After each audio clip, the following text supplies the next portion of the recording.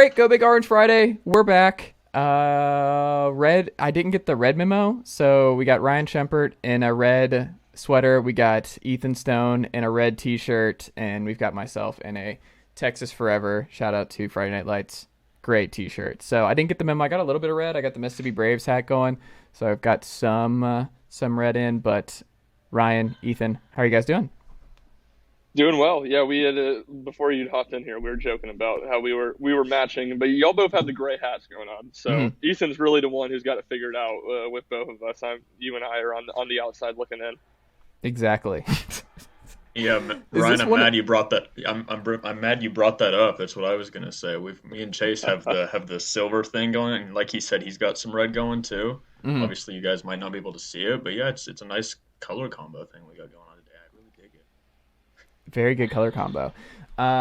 Well, we've got some Tennessee stuff that we need to hit on this very podcast. So I want to start with basketball because Justin Powell entered the portal. BHH announced that he transferred to Louisville, which I think out of the list of potential options, that made the most sense for him and probably the highest upside with Kenny Payne there. And it didn't hurt as much going to Louisville and joining up with Kenny Payne. It's like it is what it is. But if it had been one of the smaller ones, you're like, oh, this is bleak. But Justin Powell now also in the portal. We don't know for sure. He might come back. It's always still a possibility, but he had a very up and down, I think safe to say, first year in Knoxville after transferring from Auburn. Ethan, what did you make of Powell entering the portal, and were you surprised?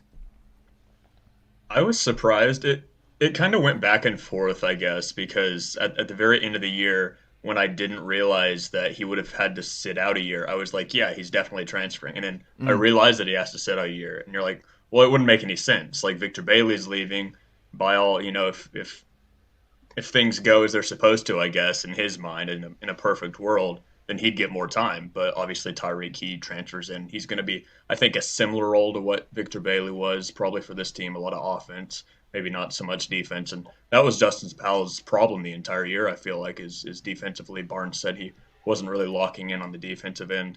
But I, with Victor Bailey leaving, with Tyreek Key coming in, even if they're going to compete for those minutes, I don't see much sense just because he would have to sit out anyway, mm. unless he goes down a division. And I don't know, for a guy like that I think That I saw doesn't seem something on Twitter. likely. Yeah, for a guy like that, I don't think he would do that. I would think he would just stay at Tennessee, and he'd probably see an uptick in minutes, at least a little bit. I would think with Victor Bailey being gone, at least being a little more trusted in the system. But who am I to know? Who is Justin Powell to know? I guess, but he seems to have made that decision. And I mean, like you said, there's a possibility he can come back, but I would doubt it personally. He seems to be set on it. So What do you think, Ryan? Yeah, Ethan and I texted at length about this and kind of just the college basketball landscape as a whole on Wednesday night. And of all the Tennessee's transfers, this is the one that it doesn't make sense to me. I mean, Brandon Huntley Hatfield, while I don't think that decision was the right one, I can wrap my head around how he got to that point, how that decision was made, that he wanted a guarantee of a lot of minutes a game and he wants to go to the NBA after next season. Mm-hmm. But with Justin Powell, this doesn't add up to me, and I think I would go a step further from what you said, up and down season. I would call it a disappointing season. And Ethan mentioned the defense, and that's right, but I think what made it so disappointing is it seemed like he was so focused on not making mistakes on the defensive end that he just played so timid offensively. And his greatest skill set is his ability to shoot and his ability to score. And when he was out there afraid to shoot the ball in January and February, there was no reason for him to be on the court. But with all that said, I still think his skill set's really good. I think he's a really good shooter. I think he's talented. I think he's a guy that can help Tennessee down the road. And while there's maybe not a path to him being a starter next season, unless Santiago Vescovi or Josiah Jordan-James surprise and stay in the NBA draft, there's a pretty clear-cut path to the playing time. I mean, Tyreek Key should not be so intimidating to you that you have to transfer, in my opinion. And like Mm. Ethan said, I see Tyreek Key in the Victor Bailey mold, and frankly, if Powell wasn't so scared to shoot, he would have played a lot more minutes than Victor Bailey did last season. So, and Tennessee loses another point guard in Kennedy, or another guard in Kennedy Chandler. Obviously, a point guard. Powell is not a ball handler, but there's more minutes open in the backcourt. And then when you look 2 years down the road, when he's probably not only first going to be eligible to play with him transferring, unless he goes down, like y'all said. Vescovy's gone then, James is gone then. Obviously, the nature of college basketball, Tennessee's going to bring in good players to compete, but it's going to be wide open for him to have that chance to have a starting role and play 25, 30 minutes a game, which is I imagine what he wants. So it doesn't add up to me. The one thing I had heard is a possibility is maybe going overseas. Australia was somewhere that I'd heard and playing professionally. But really, every situation he has, go play overseas. I would think he should be trying to get his degree. Not to say he can't play in the NBA, but I don't think he's a surefire NBA guy. Transferring down doesn't seem to add up. Sitting out a year doesn't seem to add up when you look at what Tennessee's roster and depth chart looks like for that 2024 season or 2023-24 season. So confusing, befuddling to me, but at the end of the day, I don't think it's the end of the world for Tennessee. It's just not a decision that I think added up on Justin Powell's part, and someone who still had some belief in him and thought he could help the Tennessee basketball program was surprising to see.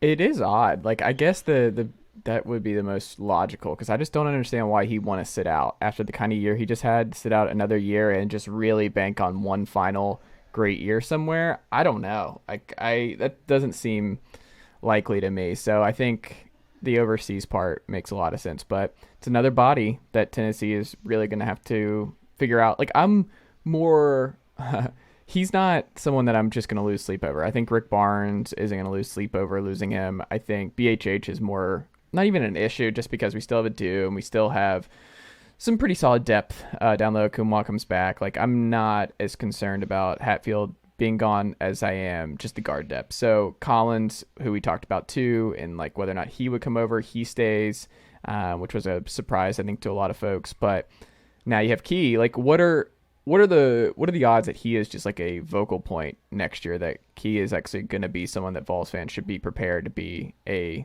lead playmaker and just have a very expansive role right away in Knoxville, Ryan?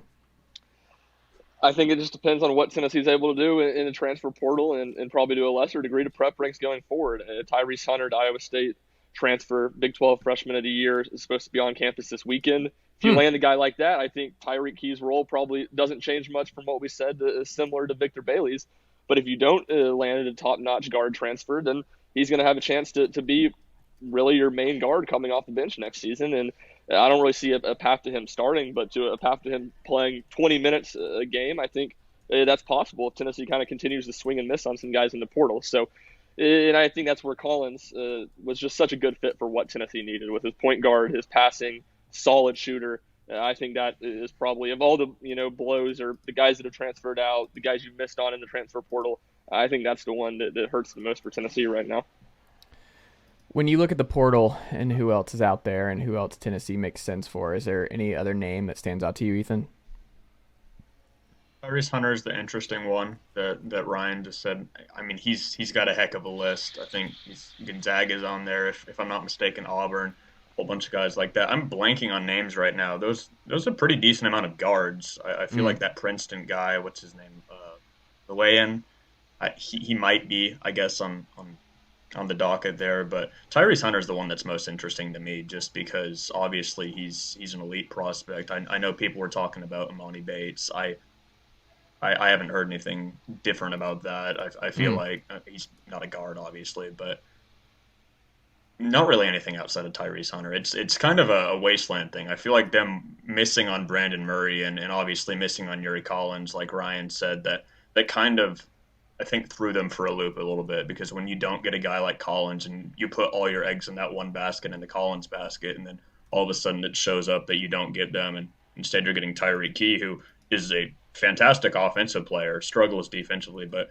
fantastic offensive player that can give you a lot. If that's really the only guy that you're looking at right now that you can say he can go out and score the basketball, I mean, you might be in a little bit of trouble, but obviously, still a long off season. Plenty of more people are going to enter the portal, and Tennessee's going to have a lot more chances in that aspect.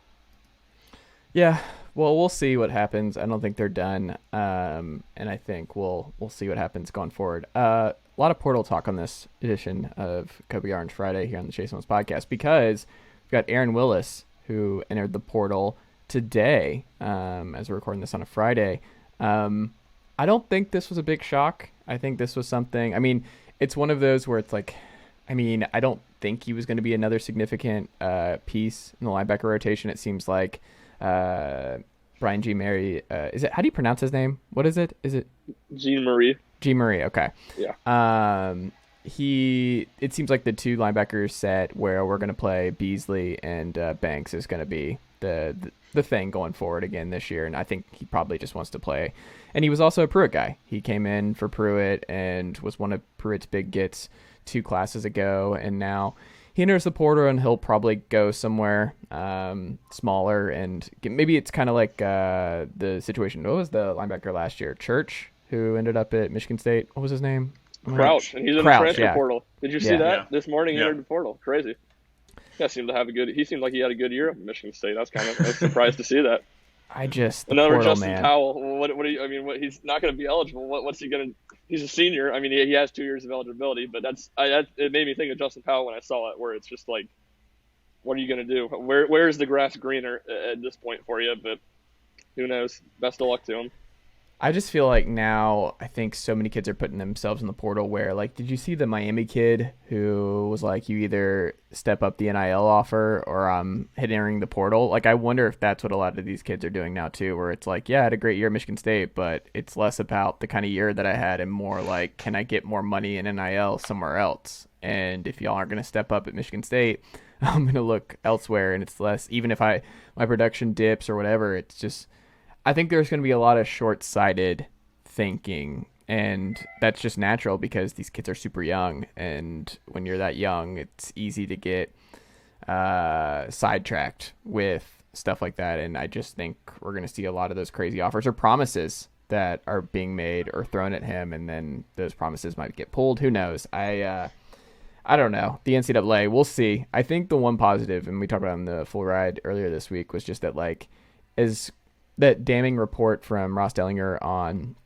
the radical changes that are coming in college football. One of the ones that stands out, though, which I think is just going to be great, is just that a 3-month transfer window. That changes so much if we get a 3-month window and coaches can, I mean, not just for us, it would make our lives a lot easier to be able to keep up with everything and not have to worry about what rosters are looking like, and coaches having to lie through their teeth up until May 1st because they don't want to lose people up until then.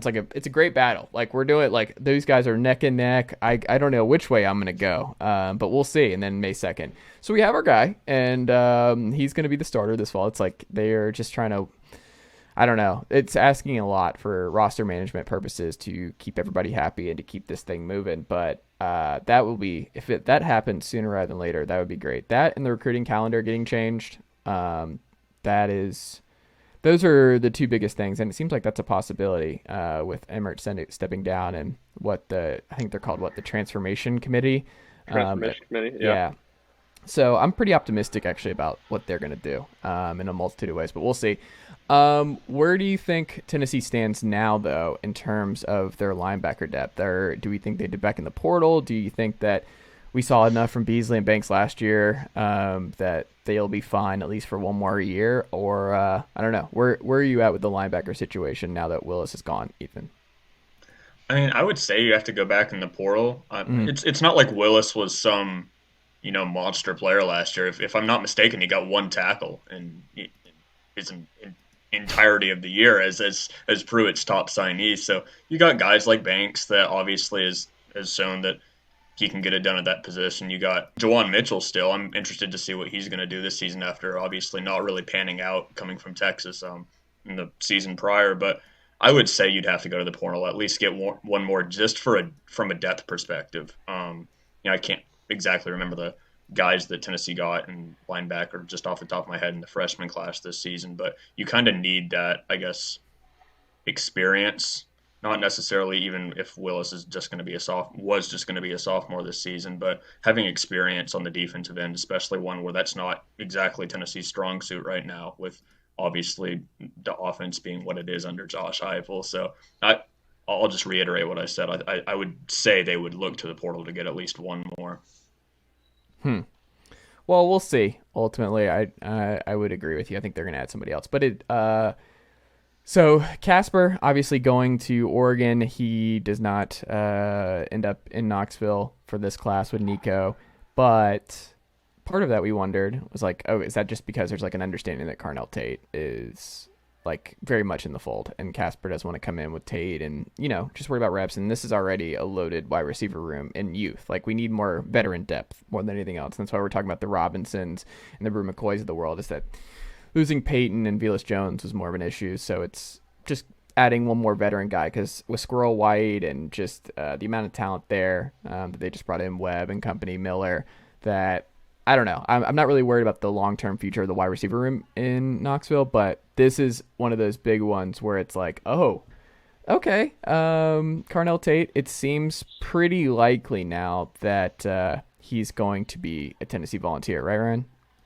It at least seems like it's trending in that direction more and more by the week. It feels like it seems like it's gone from, you know, Tennessee really second fiddle to Ohio State and Notre Dame, to Tennessee and Ohio State really neck and neck coming out of his visit a couple weeks ago, to now where, kind of like you said, it seems like Tennessee's the team to beat, and I think he's going to come back on campus for the Memorial Day weekend. They're having a big recruiting weekend. So if you're able to get him back then, and my understanding is he hasn't, now he could have visits set up, but he hasn't been anywhere. He hasn't been back to Ohio State since his visit to Tennessee earlier this month. To me, that continues to bode. Whenever recruits are visiting you back to back and there's no other visit in between, that usually bodes pretty well for where you stand with them, and that seems to be the case. And it kind of seems like Tennessee's continuing to be more of a player with the offensive tackle down there at IMG too. I can't. Francis Maui. Mauigoa? I don't know. I don't know how to pronounce this one. Your guess is as good as mine, but another one that seems like Nico is working hard, and Tennessee kind of continues to trend in the right direction for. Where is he from originally? Because he's at IMG. It's not like he's from Florida. Do we know? Is he a West Coast guy like Nico? I'm not sure. It's a good question. I wouldn't think so. I feel like you don't get a lot of West Coast guys transferring to IMG. Oh, hold on. No, he is from San Bernardino, California, and he transferred to IMG. So he went all the way from California to IMG. I know nothing. I know nothing. Well, he's only right now. They've got Tennessee at 22% chance and 41% chance for USC. I don't know. I mean, that's in Oregon, of course. Are we just going to be competing with Oregon for the foreseeable future? Is that just like our thing? Is just everyone's just back and forth with Oregon and the West Coast guys that we want to bring in? I don't know. What a weird recruiting battle the Tennessee or team for Tennessee to seemingly just have tons of recruiting battles with. And yeah, it's weird because I don't think none of them recently have been this, but like a few years ago, they've had a lot of coaching turnover. It was either Cristobal or maybe before him. They recruited Tennessee pretty hard and got some guys out of Memphis, Hugo Amadi out of Nashville. So it's kind of even going back a few years, and it's with the Tennessee guys, not the West Coast guys like it is now. But it seems like Tennessee and Oregon oddly find themselves going up against each other in recruiting. Well, not to go full Walter White here, but stay out of our territory, Dan Lanning. Just a subtle warning. Let's end with baseball. So Tennessee beat up on Xaiver on Tuesday night. That was fun to watch and write about. I will say, Xaiver, I hope they never win another baseball game this year, for the sole fact the 7 pitching changes that they made in this game was preposterous. Like, just take the L, let someone just keep getting shelled, and save your pitchers for the Big East tournament and all of that over the weekend, because them being allowed to just continually take these dudes out and extend this game, because this was over a 3-hour game. This game would not end. Yes, this was just nonsense. Like, can't have that. Like, we either need to have a mercy rule where it's like, if you're going to change that many pitchers, then guess what? Call the game. Can't do it. Won't allow it. I'm moving on with my night. Like, I looked at the clock because my notes are like keep me occupied and I'm not really like thinking about the time. But this game, thought about the time a lot. And shout out to our guy Xander, who hops off the mound. He is ready to go. I wrote about this.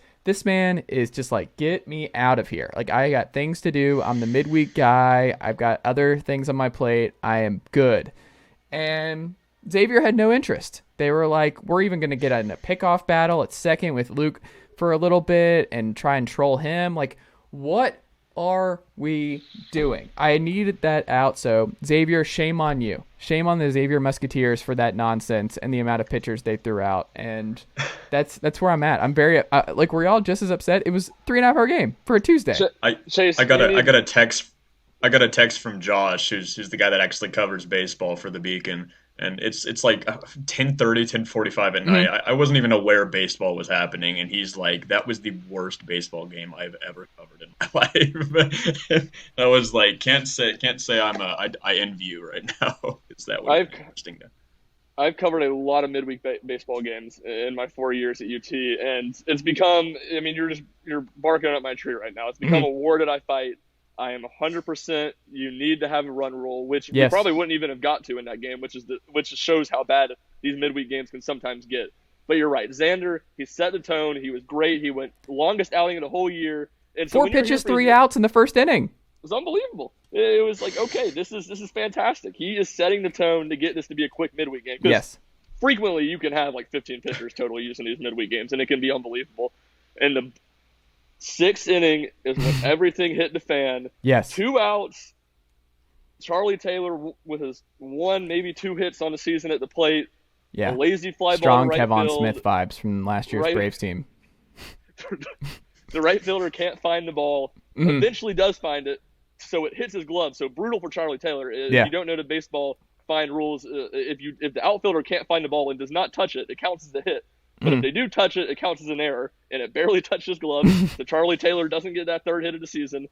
And then after that, Xaiver goes on to make 2 pitching changes in that inning, and Tennessee scores like 5 more runs. And it was, I believe, a 37-minute half inning, the bottom of the 6th inning was. And it would have been about 15, 16 minutes if that guy just catches the fly ball in right field. So he just lost it in the lights. Like, it was one of those, yes. It was a routine pop. It wasn't like a line shot or anything. It was just right up there, and I was like, oh, that's the end of the inning.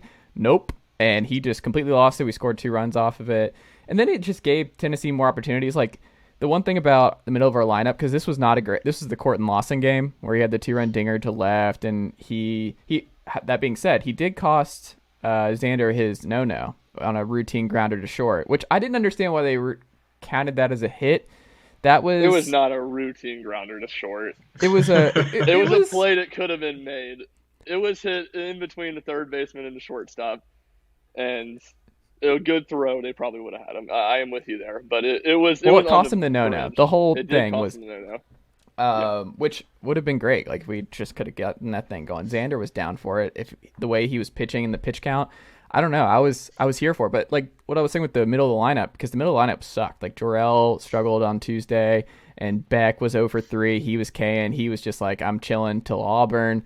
Drew Gilbert was even off a little bit early, and then the bottom finally falls out, where it's like you can only go through the Tennessee lineup so many times before, like, oh, the worst situation is if you're down big and it's because of Cortland Lawson and Charlie Taylor. Like, that's when you're like, oh, we're in trouble, because Jordan Beck's not going 0 for 6. Like, you just keep putting him up there, and eventually he's going to break through, him and Gilbert and Lipscomb. But yeah, I don't know. I was a fan. That part was great, and Beck obviously turned things around, and Ben Joyce is just a delight. Like, the crowd perks up. Like, these broadcasts are super quiet on the network and SEC Network Plus, but like, you can hear through your TV if you don't go to the games, like, just the crowd all just turn around and pay attention, and just the oohs and ahs every time they look at because you can see all their heads turn to the speed. Like, they look to the scoreboard to see what that hits, and it's just 102, and he went in for Xander immediately and gets 2 Ks, and then that's it. Never see him again. But Ben Joyce, an absolute delight. The flamethrower is pretty great, but that's the extent of the Tennessee Xaiver game that nobody should watch ever. Like, you can go watch a replay. Don't do it. It needs to be lost in the archives forever. Yeah, it was a very boring game, extremely boring game. So you're right. Ben Joyce is like, he's pitching in like all these midweek games just to get him reps, because he hasn't had many going into the season. And it's like, these midweek games, a lot of times they're pretty boring, and you're working on other stuff while watching them. And it's like, okay, Ben Joyce is in. Close your laptop. Go up to the scoot up on your seat, and you're paying attention to literally every single pitch. It's absolutely electric. It's usually the best part of any midweek game is the inning Ben Joyce gets. they need some kind of sound effects, or they need something to like, they need to dim the lights. We need like something, we need to really go all out in the midweek Ben Joyce appearances where they need to do something. Like, I don't know which booster they need to hit up, but they need to do it. Dim the lights and just like Enter Sandman when he comes in or something. They need something with just this a man. spotlight on him with all the lights off as he runs. Did you say only? Did you say only in the midweek games? Just to put a little more fear into them? Just correct. Like, you guys need to be terrified of this man. Exactly. Like, it just makes the smaller schools, the Xaviers of the world, feel horrible. Where they're like, oh, why do we play these games? Like, we just got the Terminator coming out here for a little bit. I think the midweek games deserve it, because if you are a person who's out here going to these Tuesday night games, God bless you. You're wasting your time. Don't do it. There's all kinds of other stuff, but they need something. They need just to add more stuff. And look, as the sports czar in Knoxville, reach out to me, Danny. We can make this happen. I can figure this out, and we can make these Tuesday night baseball games great again. In terms of Auburn this weekend, what are the expectations? Auburn's ranked, not quite Arkansas. Arkansas's in top 5. Auburn's 19th coming into this weekend. What are we expecting? Ethan, do you think this is another sweep? We're just conditioned to Tennessee just winning every SEC game now. That's just part of the deal. So it's just, we're going to be surprised or stunned at any loss going forward. But do you think at the very least that Tennessee should be in good shape to run the gauntlet? And it seems like this is when Blade gets a little bit more action. It seems like Vitello was hinting at more and more for Mr. Tidwell this week. What do you think? Yeah, if I'm not mistaken, Ryan, I think I saw your thing that he was going to be starting for just the second time this season, obviously against Auburn. And you kind of stole what I was going to say. It seems like Tennessee's just never going to lose an SEC series ever again. And, if it's going to stop, it would be with Auburn. I know they've won 4 of their last 5. That's about my extent of my knowledge of Auburn baseball right now. I know they have a series win over Vanderbilt, I think LSU. And so they're coming in hot right now. I know that. But it's just going to go back to what you said. I don't think Tennessee's ever going to lose an SEC series again until maybe they play Mississippi State at the end of the season. As of right now, I would say Tennessee would probably go in at home. They're going to win 2 of them at least. Mississippi State's having a bad year. Like, I'm not as worried about Mississippi State. Like, I think the last trap series is Georgia at home. Well, that's what you looked at the schedule before the season, and it was like, well, they're going to lose some series because the road schedule is so hard this year, and the home schedule is not much, which was kind of flip-flopping last year. But then Ole Miss is huge disappointment. Mississippi State's a huge disappointment, I would say, too. Vanderbilt isn't as good as they usually are.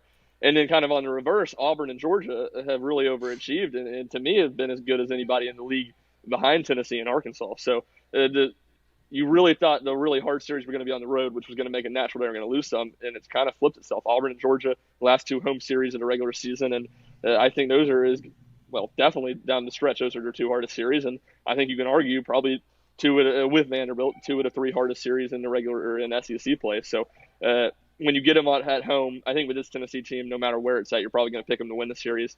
But I think when you get those 2 series at home, it's hard not to lean towards Tennessee getting the sweep. I wouldn't be shocked if they dropped 1 because Auburn does have a good team. And it is interesting. You kind of hear this theory a lot in the baseball world that, typically you have your best guy on Friday, then your next best on Saturday, and Sunday you get progressively worse. And it's kind of like, if you don't have the best team, why don't you manipulate that a little bit? And that's kind of what Auburn's done this year. Their best starter, Jacob Gonzalez, pitches on Sunday for him. And I'm really, really excited to watch Drew Beam versus him on the mound on Sunday. That should be what you typically think of as an SEC Friday night pitching matchup on the Sunday series finale. So I'm looking forward to that game.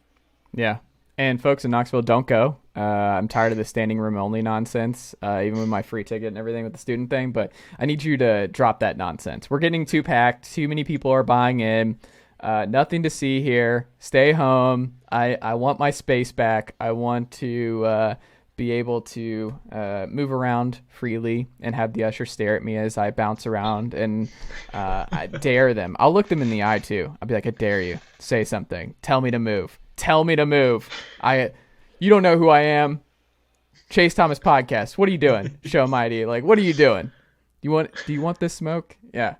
I forgot what I was gonna say. I just went on my soapbox, and Ryan was like, I'm out of this. But Rand says I'm sick of Chase talking right now.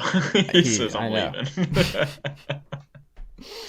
I had a great final bit too. I had a great final bit about Mississippi because Ole Miss and Mississippi State, Ethan, had to die for Southern Miss to rise. Like they're a top 5 team. Like they had to die. There's Ryan. He's back. AirPods died. AirPods died. Had to make a quick move to the wired headphones. He entered the portal and then pulled his name out of the portal. So thank you, Ryan, for doing your due diligence and thinking about your options in the podcast market. But what I was saying as we wrap up here, Ole Miss and Mississippi State had to die for Southern Miss to rise. And there can't be 3 great teams. I just love that Southern Miss is great. Shout out to Hattiesburg and the good folks over there. But State of Mississippi, all kinds of great content. And country pleasing sausage is on Knoxville Kroger shelves now, which I almost hyperventilated and like fell over in the Kroger yesterday, where friend of the pod, Radio Wyatt, Matt Wyatt, former Mississippi State quarterback, good friend of mine, he that's his thing, and like it's a local butcher shop in Mississippi, and I've just heard nothing but great stuff. And I'm a big sausage guy. That's my favorite food is sausage, but I cannot have it all the time because that will kill you. And you you can't do a lot of red meat. So it's a lot of fish in my weekly diet. I do a lot of fish, but when I do red meat, it's sausage. And bro, had never had country pleasin' yet. When I say country pleasin' sausage is an absolute delight, because I had a shit ass yesterday because my Twitter getting hacked and everything. And the one thing that made it all worth it was that country pleasin' sausage that I had that night. Just electric stuff. I was just on cloud 9. I lost just where I was. I forgot it. Just everything. Just the flavor overload was just creme de la creme. All about it. I'd like to say, just as a collective, the 3 of us had pretty awful Thursdays, I'd say. Oh, no. I mean, what happened? With AJ Brown, that's Ryan's thing, and obviously your Twitter getting hacked, which I saw. Big unfortunate for you. And then the Jazz just about made me lose my mind, so I had to go to bed and stop thinking about them all day. But it's just not a great Thursday, I think I should point out. Ryan's not well with the whole AJ Brown thing. He's still not well. Well, it was like I was just so convinced the Titans were going to draft an offensive lineman, and I had done zero research on like which offensive lineman I wanted them to draft. So it was the most low-key draft night ever. I was literally in my room, had it on, was doing some work, and was facing, my laptop was plugged in, I was facing away from my TV working on something, and I heard him on the broadcast go, some of you guys may be avoiding Twitter because of not wanting to hear your draft pick spoiled, which is exactly what I was doing. I hadn't gone on Twitter the whole time. And I turn around and I see that the Titans are now on the clock, and I go, oh gosh, this can't be good. And it in fact was not good. It was not good at all. And I got no work done the rest of the night. So I didn't even open my laptop up again before going to bed. So I'm not well, but trying to choose joy on this Big Orange Friday. There you go. Choose joy. That's a great way of ending things. Ethan, what can the good folks check out from you and the rest of the team over at the Daily Beacon this week? Yes, the Daily Beacon obviously going to have coverage of Tennessee's series with Auburn, and then we've got On Rocky Top, which is just kind of a collection of the best moments of Tennessee sports and the past year and other stuff, news, be it arts, all sorts of stuff from campus. So if you're on campus, pick one of those up, and it'll be out, I believe, next week, maybe the week after that. There you go. Ryan, what about you? The good folks over there at Rocky Top Insider? Yeah, same. We'll have plenty of stuff from baseball this weekend, some stuff on the basketball recruiting transfer portal front, have stuff on Tyrese Hunter, have stuff on Justin Phillips, who Tennessee made his top 7 yesterday. I think it's their top target in the class of 2023. So plenty of stuff to kind of keep you up to date, stuff on all the transfers both in the football and basketball program this week. So everything you need to know to keep you up to date on the Vols. There you go. Ethan, Ryan, thank you as always for the time, and I will talk to you both next week. Sounds great. Thanks. Nico!